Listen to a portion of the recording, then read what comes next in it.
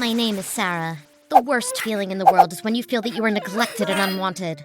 Every night I used to hear my uncle and his wife fight because of my presence in their house. I hid my embarrassment and pain and pretended to be asleep. She used to tell him, "Our house is small, we can't take her in. Send her back to her father or mother. We are not obligated to take care of her."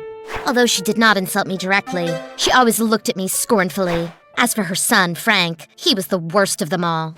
One day, Frank came, furious, and started arguing with me because I had taken his charger to charge my phone. When I apologized to him, he took my phone and smashed it on the ground, breaking it. I lost my temper and yelled at him. He spewed, "No one wants you in this house! Go back to your parents' house!" I was surprised that my uncle's wife was standing there listening. Despite that, she did not say a word. She looked at me with disgust before leaving my room with Frank. I locked myself in and burst into tears. I grabbed my cell phone, which fortunately was still working, and called my mother. "Mama, please take me away. I don't want to stay here," she said. "My love, calm down. What happened?" "I don't want to live in this house. Let me stay with you and sister." "Fine, Sarah, calm down. I'll reach there soon." And the next day my mother came and took me home. When I first saw my sister Kinda, we ran and hugged each other. Kinda is 3 years younger than me. My mom made me my favorite dish. At night, Michael, my stepfather, came home and saw me for the first time. "What is she doing here?" He asked, surprised. "Michael, please lower your voice. Sarah will hear you." "Didn't I tell you not to bring this girl here?" he said to my mom. "Isn't it enough that I'm bearing with her sister?" "She doesn't have a place to stay. Michael, the girl is unhappy at her uncle's house. Please let her stay with us for a while till we find a place for her."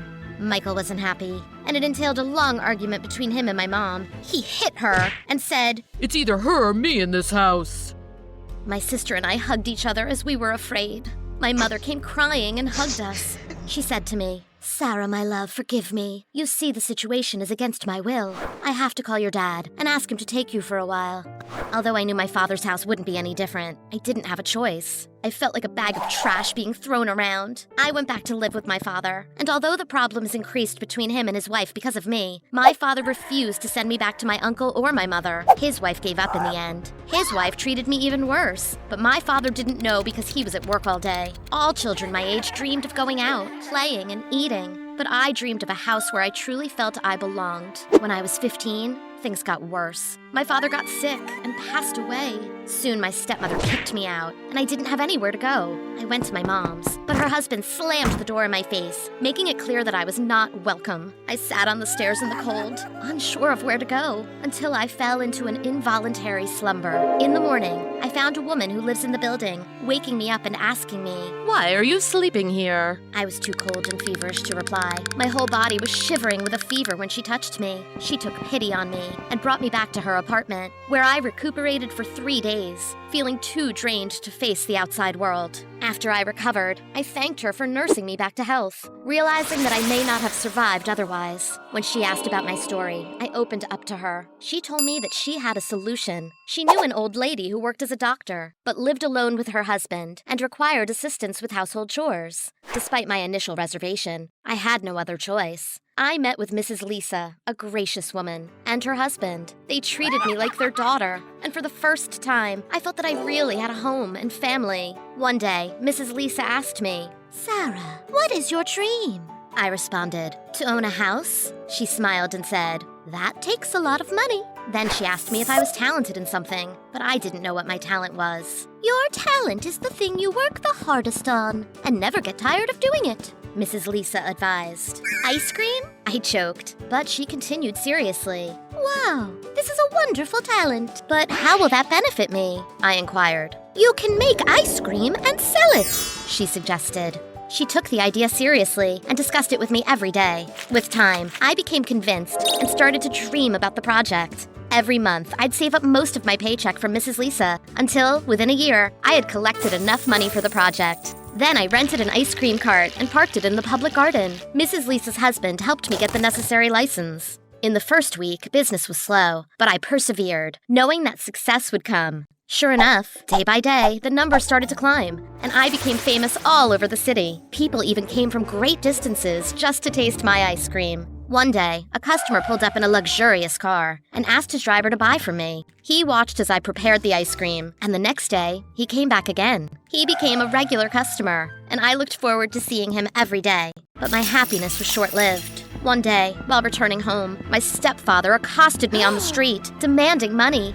When I refused, he threatened me that he would hurt my mother and sister, and friends. I kept quiet, as I didn't want to involve Mrs. Lisa and her husband. Then, one day, Mrs. Lisa told me that her husband had planned an extended trip abroad, and they were leaving for 2 years. She promised to find me a good family to live with while they were away. I was devastated. I had grown to love Mrs. Lisa and her family, and the thought of leaving them was unbearable. But before I could decide anything, the man in the fancy car came back the next day. He had come with an offer, and asked if we could go someplace to talk. We sat in a public place. He introduced himself as Tommy, the business manager for a wealthy businessman, Mr. Abraham Thomas. Mr. Abraham had tried my ice cream and liked it very much. He wanted to hire me as his personal cook and offered me a salary of $10,000, which seemed too good to be true. I thought he was joking, but seeing his demeanor, it was evident he was serious. I contained my joy and asked him for a day's time to think about it. When I told Mrs. Lisa about what happened, she was very surprised. She told me she knows Abraham, the self-made businessman.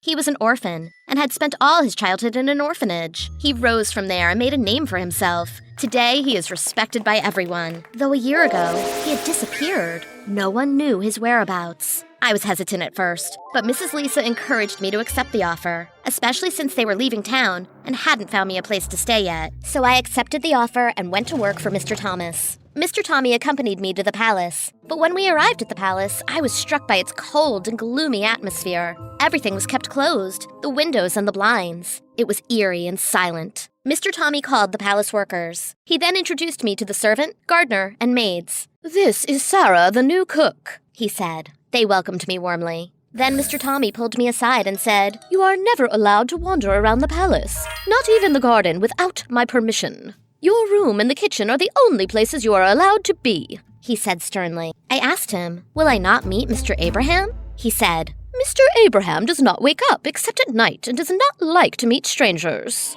I didn't understand what he meant at that time, but I remained silent. The day passed smoothly, but at night, I heard strange sounds coming from the room above, screaming and cracking, and an incomprehensible disturbance began to occur in the palace. I tried to understand what was going on from those around me, but everyone remained silent. I wanted to know who these people were and why they were shouting. It stayed like this for a week, as every night, the same thing happened. Despite my fear, I reassured myself that everyone else was fine, which meant that the place was safe for me too. One day, the power went out. The weather was very hot, and I felt like I was suffocating. Unable to bear the heat, I went out to the garden, and that was the biggest mistake of my life.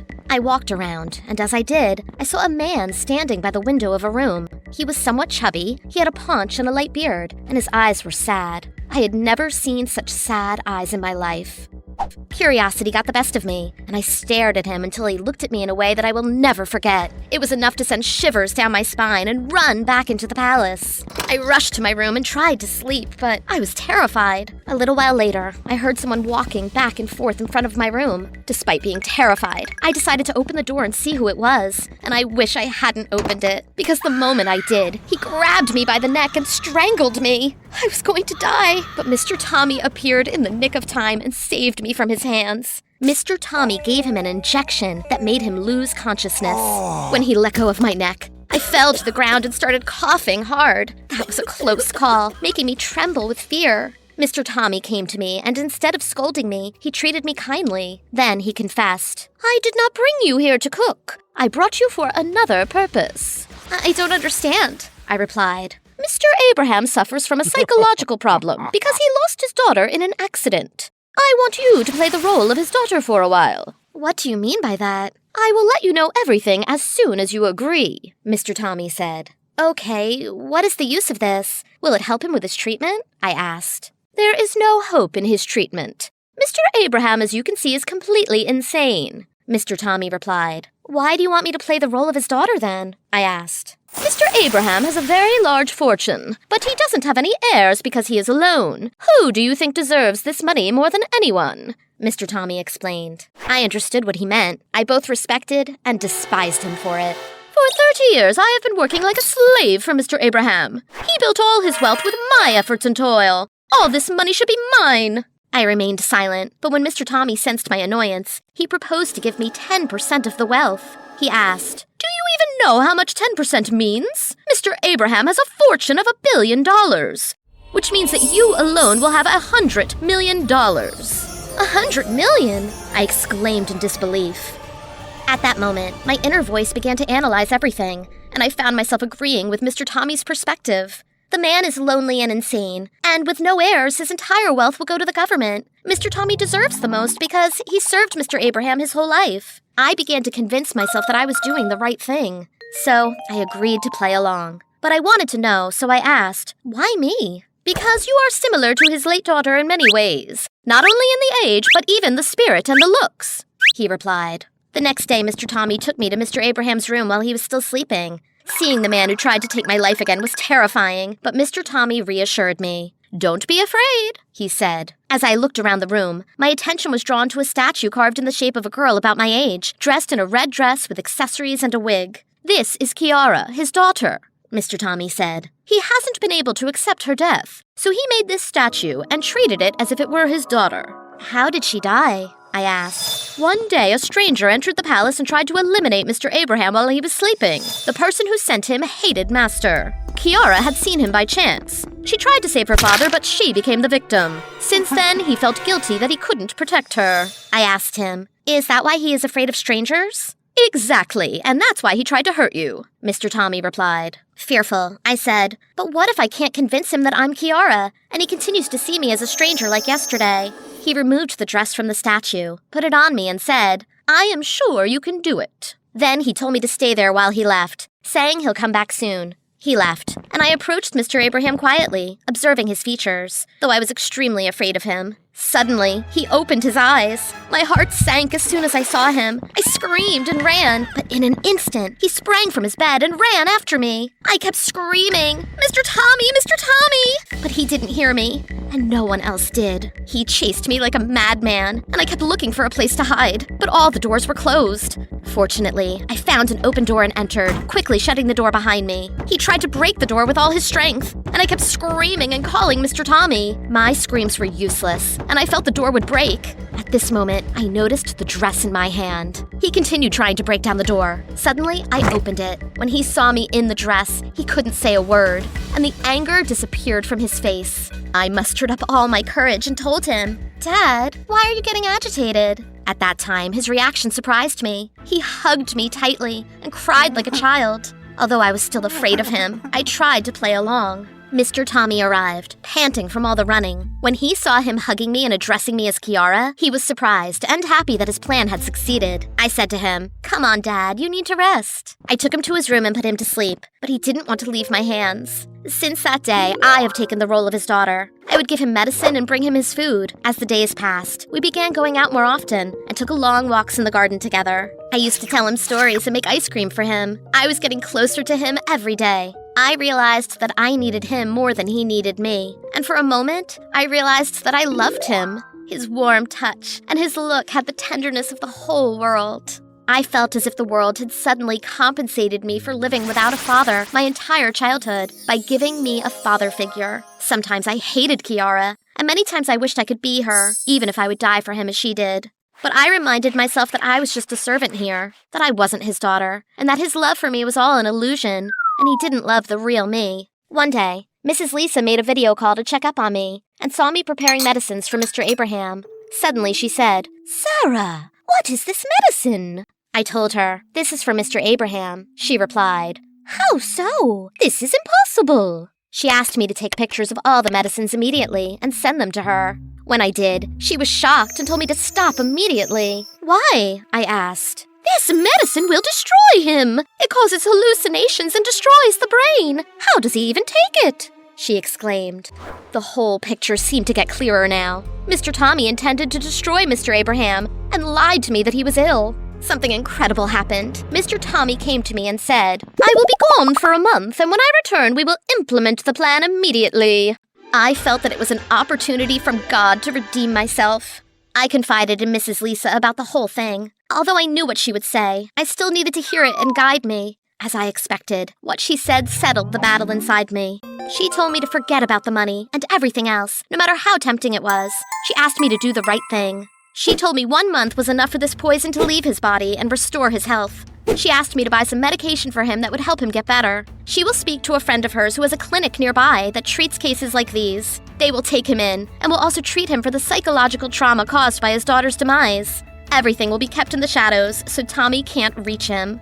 I got him to the clinic and wrote him a letter explaining everything that happened to me so that when he recovered, he would read it and know the truth about Tommy. Of course, I had to run away after that because if Tommy knew where I was, he would terminate me. At that time, I went to my mother and asked to stay with them for a while until I found a job. I couldn't work at the ice cream cart for obvious reasons. Tommy would have known where I was. I gave my stepfather all the money I had to allow me to stay with them. Despite the daily humiliation and insults from my stepfather, I have come to regret what I have done for myself. But my love for Mr. Abraham was the only thing that made me smile at the end of the day. I was certain that after he was treated, he wouldn't even remember me, and I would be nothing more than a stranger who wanted to steal him. Days passed by, and I knew from Mrs. Lisa that he had left safely and had improved a lot. One day, while we were all sitting together, we saw on the news that Mr. Tommy was taken into custody on charges of eliminating the daughter of Mr. Abraham, the businessman. Furthermore, he was accused of trying to steal his money and eliminate him. I was shocked to hear that it was Mr. Tommy who eliminated Kiara.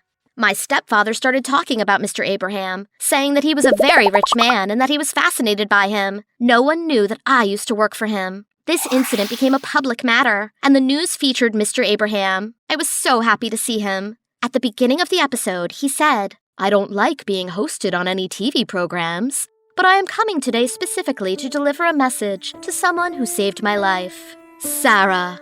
And as soon as he pronounced my name, my heart almost stopped. "I've read your letter, and I know there is nothing in the world that could repay you for everything that you have done for me. Please, come back. I lost a daughter before, and I can't bear losing my second daughter." I burst into tears and ran to my bedroom. My stepfather mocked me. Although Mr. Abraham mentioned my name, no one expected that he was talking about me. The next day, I decided to see him. When I arrived, I found him walking in the garden of the palace. I ran to him, and he hugged me tightly. At that time, I felt that he was hugging me and not Kiara. I told him everything and asked for his forgiveness. He was not upset, but grateful to me. He asked me to be his daughter and live with him, and I gladly agreed. On my birthday, he gave me an unexpected gift. He had transferred the ownership of the palace to me and said, "Perhaps God deprived you of a house all your life to bless you with a palace." I took him to visit my mother's house. They were astonished to see me in my new clothes, standing with Mr. Abraham.